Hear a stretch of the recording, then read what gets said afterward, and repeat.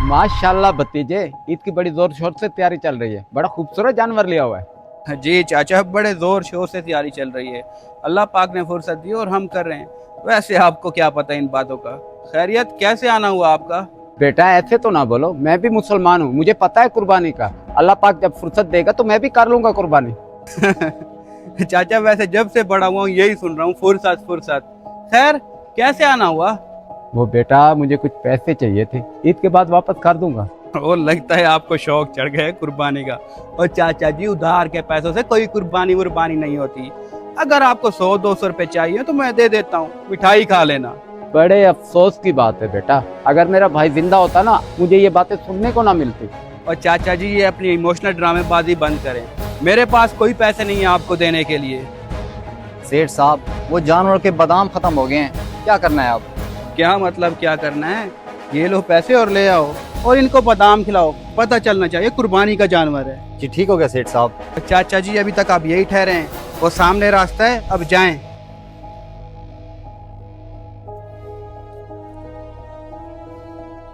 वैसे आपने अपने चाचू के साथ अच्छा नहीं किया। पैसे नहीं देने थे तो ना देते, इतनी बदतमीजी जरूर करनी थी। ओ भाई, खैर तो है। अगर तुझे इतना एहसास हो रहा है तो जाके पैसे दे दे। मेरे पास तो इतने फजूल पैसे नहीं है उसे देने के लिए।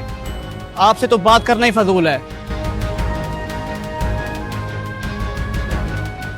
अंकल जी, खैरियत, कैसे आना हुआ? वो बेटा, मुझे कुछ पैसे उधार चाहिए थे, मैं ईद के बाद वापस कर दूंगा। अंकल, किसी चीज़ की ज़रूरत है तो मुझे बता दे, मैं ले देता हूँ।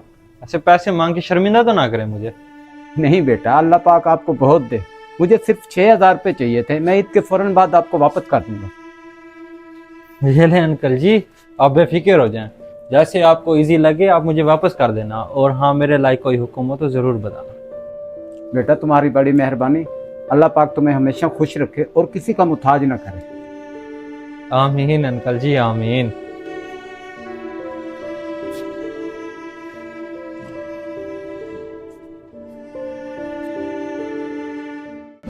यार, आज कब्रिस्तान की तरफ चलते हैं। कुछ दिन पहले गोरकंद की कॉल आई थी, अब्बा की कब्र की हालत बहुत खस्ता हुई पड़ी है। जी सेठ साहब, मैं कल वहाँ से गुजर रहा था तो मैंने देखा वाकई हालत खस्ता थी चाचू की कब्र की। हाँ यार, तू ठीक कह रहा है। अब बातों में वक्त ज़ाया नहीं करते, चलते हैं ईद से पहले पहले कब्र की मुरम्मत करवा लेते हैं। अब चल।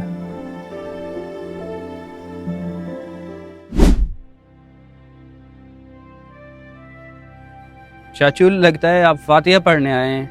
वैसे अब्बू की कब्र कौन सी है? मैं काफ़ी टाइम बाद यहाँ चक्कर लगा रहा हूँ। ये रही बेटा तुम्हारे अब्बू की कब्र। कदीर, ये क्या तुमने कहा था कब्र की हालत खस्ता हुई पड़ी है? ये तो नई बनी हुई और तख्ती भी लगी हुई है। सेठ साहब, मैंने तो कल देखा था नहीं बनी हुई थी। कहीं हम गलत कब्र पर तो नहीं आ गए? नहीं बेटा, गलत नहीं, यही है। मैंने आज ही गोरकंद को बुलवा के ना इसकी मुरम्मत करवाई है। वाकई इसकी हालत बहुत खस्ता थी। चाचू, इसका मतलब है जो आप मुझसे पैसे मांगने आए थे वो अब्बू की कब्र मुरम्मत कराने के लिए थे, और मैंने...